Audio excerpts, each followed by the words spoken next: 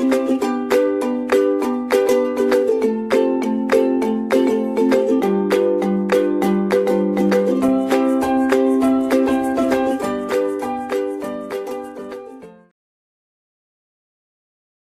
friends, in this video I will be discussing the details about theory and the introduction of gas chromatography.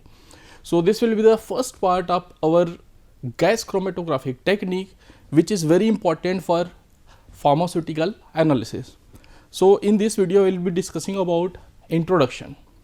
So what is gas chromatography? So before going to the gas chromatography, सबसे पहले हम लोग जानते हैं कि chromatography होता क्या है. Chromatography means chroma plus graphene. Chroma means color, graphene means writing, means color writing. Basically chromatography is a technique for separation and identification of any mixture.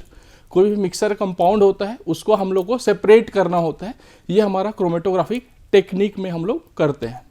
तो जीसी में भी हम लोग सेपरेशन करते हैं. But before going to the details about GC, सबसे पहले हम लोग सोचते हैं, सबसे पहले हम लोग डिस्कस करते हैं कि कितने टाइप के क्रोमेटोग्राफी होते हैं. तो basically according to the geometry दो टाइप के क्रोमेटोग्राफी होते हैं. First one is columnar chromatography and second one is planar chromatography. तो हम लोग कॉलमनर क्रोमेटोग्राफी का डिस्कशन सबसे पहले करते हैं. तो यहाँ पर आप देख पा रहे हो कि ये कॉलमनर क्रोमेटोग्राफी है. इसके लिए हमने एक सिंपल सा एग्जांपल लिया हुआ है स्विमिंग पूल का. फॉर एग्जाम्पल हमारे पास एक स्विमिंग पूल है जिसमें हमारे पास 3 स्विमर है. एक का कलर है हमारा ये रेड कलर, दूसरे का कलर है पर्पल, तीसरे का कलर है ग्रीन. अब यहाँ पर जब स्टार्टिंग पॉइंट है तो यहाँ पर आप पता नहीं लगा पाओगे कि कौन स्विमिंग में फर्स्ट आएगा, कौन सेकंड आएगा, कौन थर्ड आएगा. बट जब इनका स्विमिंग करेंगे, जब ये लोग स्विम करने के बाद एक कंडीशन ऐसा आएगा, जब ये स्विमिंग का जो स्विमिंग पूल है उसको कंप्लीट कर लेंगे तो हम लोग बता सकते हैं कि फर्स्ट कौन है, सेकंड कौन है, थर्ड कौन है. इसको देखते हैं तो कुछ इस तरीके से होएगा ये. तो यहाँ पर देख रहे हैं कि पहले ग्रीन वाला पहुँच गया, फिर पर्पल वाला पहुँच गया, फिर रेड वाला पहुँच गया, या फिर इसी सीक्वेंस में जो भी पहुँच गए. तो इसके accordingly after completion of this swimming competition हम लोग ये बोल सकते हैं कि ग्रीन वाला फर्स्ट था, पर्पल वाला सेकंड था, या फिर रेड वाला सेकंड था, या फिर थर्ड था, जो भी है जिस भी सीक्वेंस में वो पहुंचेंगे उसके अकॉर्डिंगली. तो सिमिलरली हमारा क्रोमेटोग्राफी में भी यही होता है. उसमें भी यही टेक्निक यूज़ होता है कि स्टार्टिंग में जो मिक्सचर होता है इसमें 2, 3, 4, 5 मिनिमम 2 कंपाउंड होते हैं, या फिर उससे ज़्यादा कितने भी कंपाउंड हो सकते हैं. उनको हम लोग एक कॉलम पे रन कराते हैं. कॉलमनर क्रोमेटोग्राफी मीन्स एक हॉलो ट्यूब होगा जिसको हम लोग कॉलम बोलते हैं, उसको हम लोग रन कराते हैं. और जब रन कराते हैं हम लोग तो उसमें जितने भी कंपोनेंट्स हैं वो सेपरेट आउट हो जाते हैं. जब कॉलम से एक कॉलम के एक एंड से जाते हैं और दूसरे एंड से निकलते हैं और वो सेपरेट आउट हो जाते हैं. फॉर एग्जाम्पल यहाँ पर आप देख सकते हैं कि ये एक कॉलम है, ये एक HPLC कॉलम है. इस HPLC कॉलम में मान लीजिए यहाँ पर नीचे से या फिर ऊपर से जो भी हमने मिक्सचर कंपाउंड डाला, फिर ये इसमें स्टेशनरी फेस होगा, इस कॉलम के अंदर में स्टेशनरी फेस है, और इसमें लिक्विड का फ्लो होगा जो हमारा मोबाइल फेस होता है. तो मान लो ये ऊपर से नीचे जा रहा है थ्रू प्रेशर, तो उस प्रेशर के अकॉर्डिंगली कोई कंपाउंड यहाँ से यहाँ पहुँचने में जल्दी पहुँच जाएगा, कोई कंपाउंड उससे बाद में पहुंचेगा, कोई कंपाउंड सबसे लेट में पहुंचेगा. तो अकॉर्डिंगली हम लोग सेपरेट कर सकते हैं कि हमारा जो कंपाउंड है उसमें 1, 2, 3, 4 जितने भी कंपाउंड है सबका टाइमिंग अलग अलग होगा. जैसे स्विमिंग पूल में सबका टाइमिंग अलग अलग होता है स्विम करने का, वैसे ही इसमें भी टाइमिंग अलग अलग होता है. तो ये डिटेल्स हो गया हमारा कॉलमनर क्रोमेटोग्राफी का. जैसे स्विमिंग पूल को, इसमें क्या होता है कि हमारा स्विमिंग पूल का जो लेंथ है वो फिक्स है. फॉर एग्जांपल ये 100 मीटर था, तो इसको इस स्विमिंग पूल को हमें कम्प्लीटली पार करना होता है. तो 100 मीटर पार करने में मान लो एक को 2 मिनट लगा, दूसरे को 4 मिनट लगा, तीसरे को 6 मिनट लगा. तो इसके अकॉर्डिंगली 2, 4 और 6 मिनट के अकॉर्डिंगली हमने सेपरेट आउट कर लिया कि 2 मिनट वाला फर्स्ट है, 4 मिनट वाला सेकंड है और 6 मिनट वाला थर्ड है. मीन्स अल्टीमेटली हमारे पास जो ये 3 स्विमर थे इनके बीच में जो डिफरेंसेस है वो पता चल गया, वो सेपरेट आउट हो गए. सिमिलरली हमारे कंपाउंड्स भी सेपरेट आउट हो जाते हैं. तो ये हो गया हमारा कॉलमनर क्रोमेटोग्राफी. गैस क्रोमेटोग्राफी भी एक टाइप का कॉलमनर क्रोमेटोग्राफी है. तो यहाँ पर फर्स्ट, सेकंड और थर्ड जो स्विमिंग पूल में हम लोग देख रहे थे, इस स्विमिंग पूल में ही इसी स्विमिंग पूल में हम यूज़ करके इसको दूसरे तरीके से भी समझ सकते हैं, या फिर दूसरा तरीका भी हो सकता है जहाँ पर भी हम फर्स्ट, सेकंड और थर्ड निकाल सकते हैं और वहाँ पर टाइम भी कम लगेगा। अब यहाँ पर आप देख सकते हैं कि अगेन ये स्विमिंग पूल है, और इस स्विमिंग पूल में आप देख रहे हैं कि यहाँ पर अगेन हमने वही 3% लिया है। अब इन 3% को जो हमने टारगेट दिया है वो थोड़ा सा डिफरेंट टारगेट दिया है। इनको बोला है कि ये स्विमिंग पूल को आपको यहाँ पर स्टार्ट से लेकर के यहाँ तक, एंड तक यहाँ पर नहीं जाना है। यहाँ पर आपको क्या करना है, स्टार्ट से एंड तक नहीं जाना है। यहाँ पर हमने इनको बोला हुआ है कि आपको एक सर्टेन टाइम मिलेगा, एक फिक्स्ड टाइम मिलेगा। मान लो इनको कोई हमने फिक्स्ड टाइम दे दिया, फॉर एग्जांपल हमने दे दिया टाइम 3 मिनट का, 3 मिनट का टाइम दे दिया। इसी 3 मिनट में आप जहाँ पर पहुँचोगे वहीं पर रुक जाना है और वही डिस्टेंस आपका काउंट होगा, ये हमने इनको बोला। तो अब जब स्टार्ट किए रेस, इसका जो स्विमिंग स्टार्ट किए, अब हमारे पास 3 मिनट कंप्लीट हो गया, तो जहां पर जो था वो वहीं पर रुक गया। तो इस कंडीशन में क्या होगा, यहां पर देखो ग्रीन वाला सबसे आगे है तो ये हमारा फर्स्ट हो गया, उसके बाद रेड वाला हमारा यहां पर है तो ये हमारा सेकंड हो गया, और ये पर्पल वाला सबसे पीछे है तो ये हमारा थर्ड हो गया। तो पहले कंडीशन में, कॉलमनर कंडीशन में क्या होता था, कॉलमनर कंडीशन में हमारा होता था जो लेंथ है वो फिक्स होता था, बट हमारे पास ये जो प्लेनर क्रोमेटोग्राफी है इसमें हमारा जो डिस्टेंस, इसमें जो हमारा टाइम है वो फिक्स था। एक चीज़ हमें फिक्स रखना होता है। पहले हमने डिस्टेंस फिक्स रखा था, इसमें हमने टाइम फिक्स रखा हुआ है। इसका एक हम लोग इलुस्ट्रेशन देख लेते हैं। यहाँ पर आप देख रहे होंगे कि मेरे हाथ में यहाँ पर एक HPTLC प्लेट है। ये एक एग्जाम्पल होता है प्लेनर क्रोमेटोग्राफी का। तो इसमें मान लीजिए यहाँ पर देख रहे हैं कि 1 2 3 4, यहाँ पर 4 ट्रैक्स है, मीन्स 4 टाइप के कंपाउंड है। जब ये इल्यूट आउट होंगे, वही स्विमिंग पूल है, इल्यूट आउट हुए हैं ये, तो यहाँ पर देख रहे हो कि ये जो यहाँ पर है, ये इस कंडीशन में जो फर्स्ट है वो यहाँ तक रन किया है, उसके बाद फिर ये जो सेकंड है वो वहाँ तक रन किया है, अकॉर्डिंगली जो थर्ड है ये सबसे ऊपर रन किया है, और फोर्थ है ये सबसे कम रन किया है। ठीक है, तो इस एग्जाम्पल के अकॉर्डिंगली मान लो स्विमिंग पूल है हमारा, और इसमें हम लोग इसको रन कराते हैं और ज़्यादा टाइम तक रन करा देते हैं। मान लो हमने पहले 3 मिनट का फिक्स कर दिया, बट 3 मिनट के अलावा हमने इसको 15 मिनट 20 मिनट तक के रन करा दिया। तो उस कंडीशन में क्या होगा, जब हम लोग प्लेनर क्रोमेटोग्राफी कर रहे होंगे तो मान लो ये हमारा जो ग्रीन वाला है 5 मिनट में यहाँ टॉप तक पहुँच गया, उसके बाद फिर ये जो हमारा ब्लैक वाला है ये टॉप तक पहुँचने में मान लो इसको 10 मिनट लग गया, फिर 12 मिनट में ये हमारा ऑरेंज वाला पहुंच गया, उसके बाद ये जो रेड वाला है ये हमारा 20 मिनट में पहुंच गया, और इसको हमने मान लो 20 मिनट तक रन करा दिया। तो अल्टीमेटली सब कोई टॉप पे पहुंच जाएंगे और वहाँ पर कोई डिफरेंसेस नहीं होगा। इसलिए इसमें टाइम हम लोग फिक्स रखते हैं, जो फिक्स टाइम रखते हैं उसी में कोई ज़्यादा डिस्टेंस कवर करता है, कोई कम डिस्टेंस कवर करता है। तो जो ज़्यादा डिस्टेंस कवर करता है उसका RF वैल्यू ज़्यादा आता है, जो कम डिस्टेंस कवर करता है उसका RF वैल्यू कम आता है। अकॉर्डिंगली इसमें भी हम लोग first, second, third, fourth identify कर लेते हैं। ठीक है, तो ये हो गया हमारा प्लेनर क्रोमेटोग्राफी, जिसमें हमारा आइडेंटिफिकेशन का इसमें भी काम होता है, या फिर सेपरेशन का काम इसमें भी होता है, और कॉलमनर में भी सेपरेशन का काम होता है। ठीक है, दोनों में डिफरेंस क्या है, जब हम लोग प्लेनर क्रोमेटोग्राफी यूज़ करते हैं तो ये फास्ट सेपरेशन होता है, जल्दी सेपरेट आउट हो जाता है, बट इसका डिसएडवांटेज ये है कि इसकी जो इफिशियंसी है उतनी अच्छी नहीं होती, उतने अच्छे से प्रॉपरली सेपरेट नहीं हो पाता है जितने अच्छे से कॉलमनर में होता है। उसमें सेपरेशन ज़्यादा अच्छे से होता है और उसमें टाइम भी ज़्यादा लगता है। तो ये डिफरेंस हो गया हमारा किसमें, प्लेनर क्रोमेटोग्राफी में और कॉलमनर क्रोमेटोग्राफी में। आई होप आपको इतना चीज़ समझ में आ गया होगा। अब हम लोग देखते हैं नेक्स्ट पॉइंट।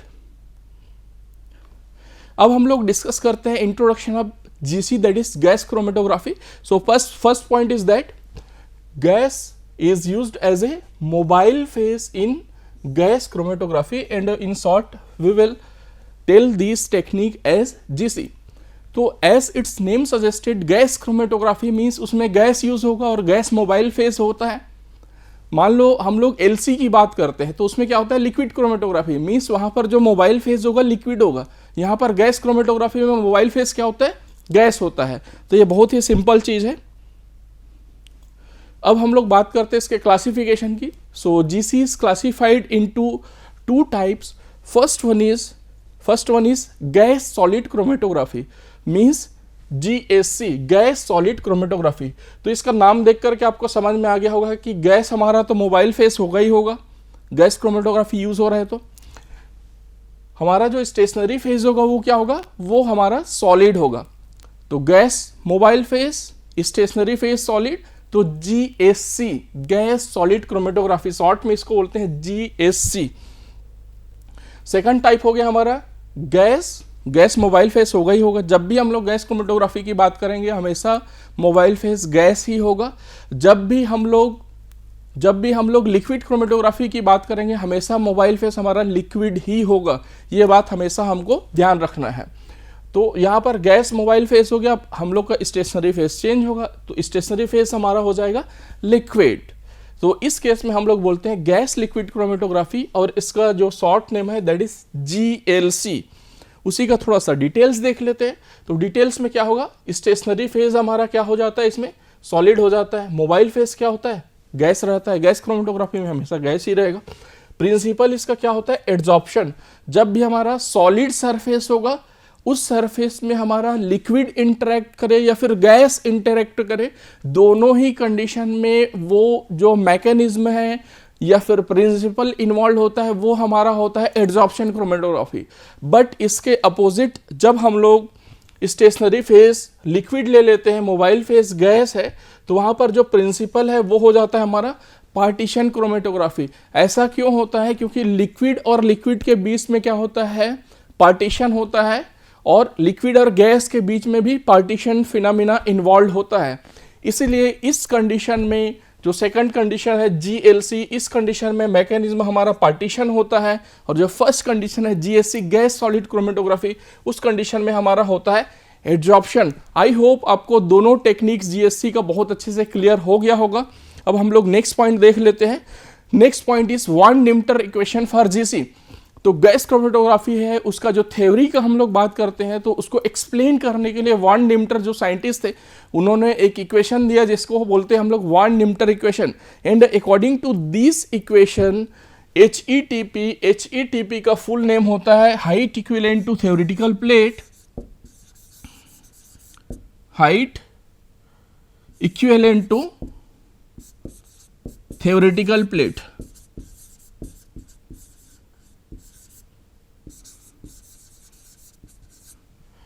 HETP का फुल नेम होता है height equivalent to theoretical plate, जिसका वैल्यू होता है हमारा B/μ प्लस C/μ। एक्चुअली में जो वान निम्टर इक्वेशन होता है वो कंप्लीटली हमारा डिफरेंट होता है। वो इक्वेशन होता है हमारा, एक्चुअल वान निम्टर इक्वेशन होता है हमारा ये HETP is equal to A plus B/μ plus C/μ। ये हमारा एक्चुअल वान निम्टर इक्वेशन होता है, ठीक है। बट हम लोग जब GC की बात करते हैं तो यहाँ पर जो A का वैल्यू होता है वो हो जाता है हमारा नेग्लिजिबल। ऐसा क्यों होता है, जब इसका डिटेल्स अभी मैं डिस्कस करूंगा तो वो एक्सप्लेन करूंगा। ओके, तो हम लोग रेट थ्योरी की बात कर रहे थे, मीन्स वान निम्टर इक्वेशन को ही हम लोग रेट थ्योरी बोलते हैं। तो complete equation is A plus B/μ plus C/μ। तो इसमें जो फर्स्ट पॉइंट है, first point is A, that is eddy diffusion. What is eddy diffusion? Solute molecules will take different paths through the stationary phase at random. This will cause broadening of the solute band because different paths are of different lengths. Means इसी को हम लोग AD diffusion को हम लोग in short क्या बोल देते हैं, इन शॉर्ट हम लोग बोल देते हैं मल्टीपाथ इफेक्ट। तो जैसे मल्टीपाथ इफेक्ट क्या होता है यहाँ पर मैं आपको एक्सप्लेन करता हूँ। जैसे यहाँ पर आप डायग्राम में देख रहे हैं कि इनिशियल बैंड है, मीन्स हमारा जो मिक्सचर है, हमारा जो सैंपल है, यहाँ पर हमने बैंड के फॉर्म में उसको लगा दिया। उसके बाद फिर क्या होगा, ये हमारा स्टेशनरी फेज होता है जो ग्रीन कलर के है, इसको स्टेशनरी फेज को डिनोट करने के लिए मैंने बनाया हुआ है। नेक्स्ट होता है हमारा फाइनल बैंड। तो ये जो हमारा कॉलम था, इधर से हमने सैंपल डाला और इधर से सैंपल डालने के बाद मान लो ये इधर से निकल रहा है, तो यहाँ से यहाँ निकलने में इधर से सैंपल डाला तो ये बैंड ऐसा था, नैरो था, और जब बाहर निकला तो इसका पीक इस तरीके से हो गया, ये ब्रॉड हो गया ये पीक, ठीक है। तो ईडी डिफ्यूजन ये पीक ब्रॉडनिंग के लिए रिस्पॉन्सिबल होता है। कैसे रिस्पॉन्सिबल होता है इसको समझते हैं। तो यहाँ पर सिंपल एग्जांपल ले लेते हैं हम लोग। मान लो मैं यहाँ पर प्रेजेंट हूँ नोएडा में और मुझे जाना है नोएडा टू दिल्ली। तो नोएडा टू दिल्ली जाने के लिए अलग अलग रास्ते होंगे, कोई रास्ता बड़ा होगा, कोई रास्ता छोटा होगा। तो यदि मैं छोटे रास्ते से जाऊंगा, मीन्स जो शॉर्ट डिस्टेंस है वो उससे जाऊंगा, तो मेरे को दिल्ली पहुंचने में कम टाइम लगेगा। और यदि जो मेरा डिस्टेंस है वो ज़्यादा दूरी वाला रास्ता मैं और जो मेरा डिस्टेंस है ज़्यादा दूरी वाला मैं सेलेक्ट करूंगा, तो वहाँ पहुँचने में मुझे क्या लगेगा, ज़्यादा देर लगेगा। उसी को बोलते हैं मल्टीपाथ इफेक्ट। छोटा डिस्टेंस कम टाइम में कवर होगा, बड़ा डिस्टेंस ज़्यादा टाइम में कवर होगा। तो जो हमारे पास सैंपल होते हैं वो एक ही रास्ते से होकर के नहीं आते हैं, वो अलग अलग रास्ते से होकर के आते हैं स्टेशनरी फेज में। स्टेशनरी फेज मतलब ऐसा जो हमारा कॉलम होता है इसके अंदर से जो होकर के आते हैं, जो हमारा कॉलम होता है उसके अंदर से जो होकर के जाता है हमारा वो रास्ता। इसके अंदर में भी बहुत सारे रास्ते हैं, तो उसमें जो हमारा सैंपल है, कौन वाला सैंपल छोटे रास्ते से जाता है, कौन बड़े रास्ते से जाता है, कौन मिडिल वाले रास्ते से जाता है, ठीक है, वो फिक्स नहीं होता है, बट वो सेम डिस्टेंस फॉलो नहीं करते हैं। तो यहाँ पर इस एग्जांपल में आप देख रहे हो कि मान लो ये हमारा ये ब्लू वाला या फिर पर्पल वाला कहें हमारा जो ये रास्ता है, ये पाथ है, इसका डिस्टेंस सबसे छोटा है तो ये पहले पहुंच जाएगा। उसके बाद ये जो रेड वाला डिस्टेंस है, ये जो रेड वाला है उसका ब्लू वाले से थोड़ा बड़ा है तो ये बाद में पहुंचेगा। उसके बाद ये जो येलो वाला रास्ता है ये सबसे बड़ा है, येलो वाला रास्ता, तो इस येलो वाले रास्ते से होकर के आएगा हमारा सैंपल, तो सबसे बाद में पहुंचेगा। तो इस तरीके से सारा चीज़ सॉल्यूट है और उनको यहीं पर पहुंचना है, एक टाइप के कंपाउंड को यहीं पर पहुंचना है, ठीक है। तो अलग अलग रास्ते से होकर के आ रहे हैं, इसलिए जो हमारा पीक है वो ब्रॉड हो जाता है, हमारा जो पीक है वो ब्रॉड हो जाता है। तो ये रीज़न होता है हमारा ईडी डिफ्यूज़न का, और ईडी डिफ्यूज़न के कारण हमारा पीक ब्रॉडनिंग होती है। तो इसीलिए जो हमारा मल्टीपाथ इफेक्ट होता है वो हमारा जीसी में एप्लीकेबल नहीं होता है। जीसी में एप्लीकेबल क्यों नहीं होता है? बिकॉज जो गैस का प्रॉपर्टी होता है, यहाँ पर तो गैस यूज हो रहा है, हम लोग मोबाइल फेस गैस यूज कर रहे हैं, गैस का प्रॉपर्टी होता है वो हमेशा शॉर्टेस्ट रूट फॉलो करता है। जब शॉर्टेस्ट रूट फॉलो करता है तो मल्टीपाथ इफेक्ट का कोई मतलब ही नहीं हुआ, तो ए का जो वैल्यू है वो हो जाता है नेग्लिजिबल हमारा गैस क्रोमेटोग्राफी में। इसलिए जो रेट थ्योरी होता है गैस क्रोमेटोग्राफी के लिए B/μ + C/μ होता है। ये क्वेश्चन आपका जीपैट में ऑलरेडी पूछा गया है, जीपैट 2016 में आई थिंक पूछा गया था ये। Next one is again rate theory का जो सेकंड पॉइंट है, that is longitudinal diffusion. Longitudinal diffusion क्या होता है? Analyte diffuses out from the centre to the edges. This causes band broadening if the velocity of the mobile phase is high, then the analyte spends less time on the column, which decreases the effects of longitudinal diffusion।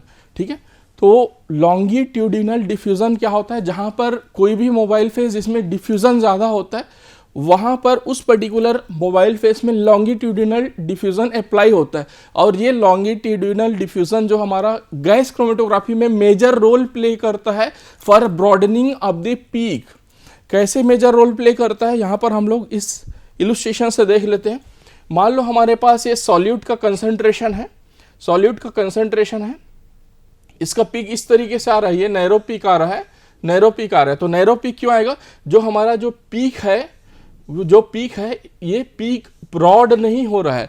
Broad क्यों नहीं हो रहा है? क्योंकि इस peak में हमारा diffusion नहीं हो रहा है। ये हमारा होता है लिक्विड क्रोमेटोग्राफी के केस में, लिक्विड में उतना डिफ्यूजन नहीं होता है। लिक्विड का जो आपस में इंट्रामोलिकुलर जो फोर्स है वो काफ़ी स्ट्रांग होता है, तो उसमें उतना ज़्यादा क्या होता है, उतना ज़्यादा ब्रॉडनिंग नहीं हो पाता है, उतना ज़्यादा डिफ्यूजन नहीं होता है। बट इसी को हम लोग गैस के केस में बात करेंगे या फिर गैस क्रोमेटोग्राफी के केस में बात करेंगे तो ऐसा पीक हमें ब्रॉड मिलता है। ऐसा क्यों मिलता है? क्योंकि इसमें जो लॉन्गिट्यूडिनल डिफ्यूजन है वो ज़्यादा हो जाता है, क्योंकि गैस का प्रॉपर्टी होता है वो डिफ्यूज होता है, वो एक जगह फिक्स नहीं रहता है या फिर कंप्रेस्ड नहीं रहता है। वो गैस को जैसे ही कहीं पर भी छोड़ोगे तो वो स्प्रेड हो जाएगा, वो डिफ्यूज हो जाएगा। तो वैसे यहाँ पर भी गैस डिफ्यूज हो जाता है। ये जो पीक हमारा, ये जो हमारा बैंड था वो नैरो था।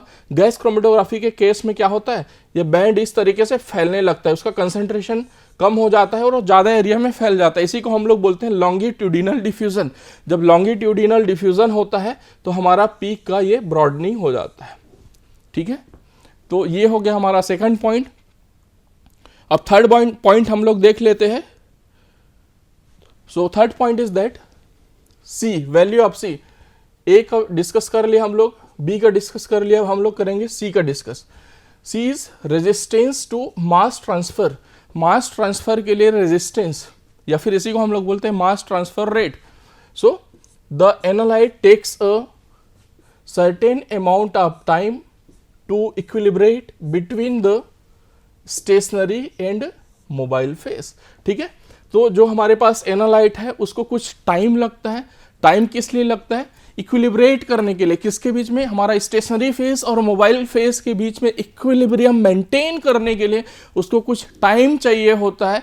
ठीक है, और उस टाइम के हिसाब से और दोनों के बीच में इक्विलिब्रेट करने के लिए जो जिसकी मिसिबिलिटी या फिर सॉल्युबिलिटी हो गया, इधर मोबाइल फेस के साथ उसकी एफिनिटी कितनी है, स्टेशनरी फेस के साथ उसकी एफिनिटी कितनी है, उसके ऊपर डिपेंड करता है ये जो मास ट्रांसफर रेट है। इसीलिए हम लोग का जो मोबाइल फेस का फ्लो है बहुत ज़्यादा फास्ट नहीं करना चाहिए। बहुत ज़्यादा फास्ट करोगे तो क्या हो जाएगा, उस प्रोसेस के कारण, उसके जो फोर्स के कारण जो हमारा मास है, वो मास का जो ट्रांसफर है वो हो जाता है। तो उसकी वजह से क्या होगा, दो कंपाउंड होंगे तो दोनों कंपाउंड इकट्ठे बाहर निकल जाएंगे।